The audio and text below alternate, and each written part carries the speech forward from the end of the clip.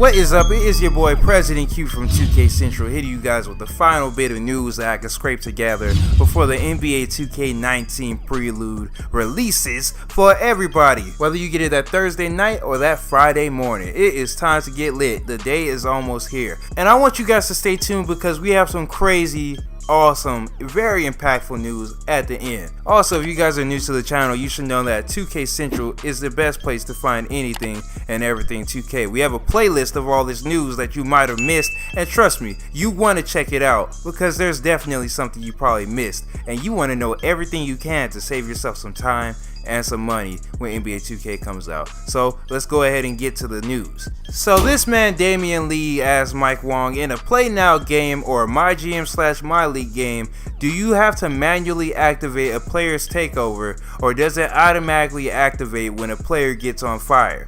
Takeover activates automatically for NBA players. I repeat, NBA players, not your MyPlayer.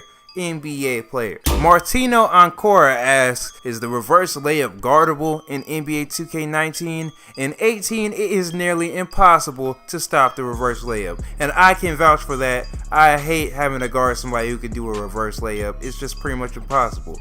But Mike Wong replies, there are contact reverse layups this year, if you can position your defender on the weak side properly. The next person asks, how is takeover mode activated? And Mike Wong keeps it simple. You build the takeover meter to the activation threshold when you're ready to use it. Click the right stick or R3 if you're on PlayStation, and if you decide to wait or miss a bad shot, get a foul, turnover, etc., you lose your progress and you have to start over. And if you're 94, both primary and secondary activate together. So that means if you're working on that takeover, high risk, high reward. Don't get a turnover if you're trying to save up your takeover. Next person asks, do we still get the full white bar cheese, or do these near perfect releases go in now? And Mike Wong replies, near perfect releases are a higher percentage than last year, but not automatic. Timing is much less forgiving on higher difficulties and competitive modes. That means Park and Pro-Am. So you guys need to master your jump shot. I mean, you only got one jump shot to master in the MyPlayer mode, so it really shouldn't be too hard. Just try to time your shot well, especially if you have latency. You gotta figure that out. Now here's a nice thread that made me want to cry. It was beautiful to me, alright? The Havoc asks, be honest, can I throw a half-court pass without getting a turnover by the ball flying out of bounds? Also, can shot creators actually make their shots? I don't know what he means by that, like, duh. But Mike Wong replies, sell away long passes significantly cut down. Thank you, because even as a playmaker, I be chucking that thing out of bounds every once in a while. It was ridiculous. It didn't make any sense to me. This next person asks, is it safe to assume that shot makers or playmaking shot creators will get takeover faster with ankle breakers and dimes? And Mike Wong replies, yes.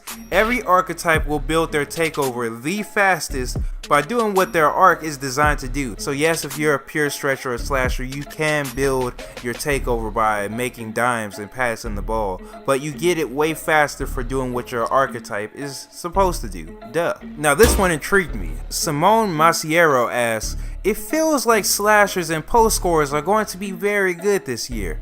How can they be stopped?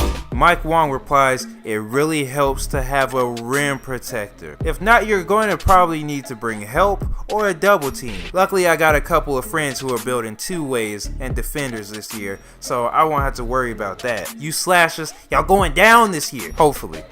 Another person asked for a little bit more detail about timing your shot and if you can hit them when you're open. And basically Mike Wong replies, the boost you get for taking open shots is strong. Non-shooting builds have tiny shot timing windows though, so it's usually a wash. If you're really good with timing and you are wide open, you can be a threat though. Basically anybody who's capable of shooting out there should be able to hit those shots if they have the timing right and they're wide open. And I like that.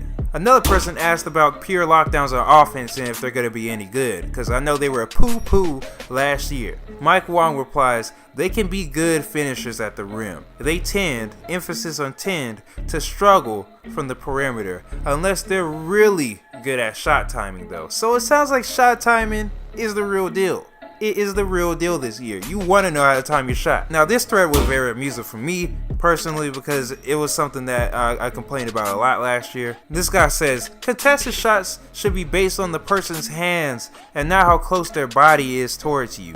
If you're 6'7" and elevate, there's no reason a 6'1" point guard should heavily contest you, even if he jumps. And Mike Wong basically says the new defense is a game changer and will expose a lot of poor defenders.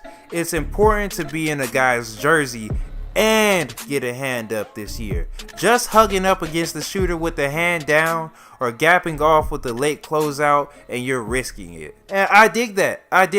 I feel like bad defenders got bailed out way too much by just running up against you when you're shooting and they actually get a heavy contest for that. Just like Mark Jackson says, baby, hand down, man down. Now I saved the best for last. Here's a tweet from Zach Timmerman. Open and contested mid-range and threes are now affected by height for my players, where shooting is hit a bit harder at the tallest heights. And iPod King Carter, shout out to him, says, so no more Dirks and Pau Gasols? Zach Timmerman replies, a 6'11" and 7-foot stretch is fine. The shooting decrease hits quite a bit harder when taller than that. Totally possible to be Dirk and Gasol though. You just have to be 7 foot or 6'11". Did you hear that? 7 foot. Basically, I have a friend who likes to make stretch bigs, and he was nervous about making his guy 7 foot because he was like, I don't know, man. I don't know if I'm gonna be able to shoot. Well, come to find out, yep, at 7 foot, you definitely will be able to shoot. If you're a slashing stretch or even a two-way stretch, I think you'll have around an 85, 86 three-point shot, which that's more than enough. That is way more than enough for somebody who can also finish. And that is pretty much all the news we had before the prelude. I hope you guys enjoyed this. Don't forget to check out the playlist I made. It will be at the end of the video for you guys to click on. Also, don't forget to hit that subscribe button if you're new to the channel, because you already know 2K Central is your best place to find anything and everything 2K. And also, shout out to the 50 subscribers. I can't believe we did it before the end of the month. We gotta celebrate some way, somehow. We're probably gonna do a live stream of the prelude, and we're also gonna have a bunch of new series coming. So we're gonna be doing MyCareer videos, we're gonna be doing badge guides, we're gonna be doing MyPark guides, build guide, and of course yours truly is gonna be doing Pro-Am guides. I'll also be doing Pro-Am coaching. You're probably wondering what that is. Well, basically, you guys are gonna be able to send me in your Pro-Am stuff, and I'm gonna be able to point out your mistakes and what you're doing well to help make you a better player. But otherwise, don't forget to come back for more. We'll probably have some more news either tomorrow or the day after, and I will talk to you guys later. This has been your President Q, and we out of here. Peace.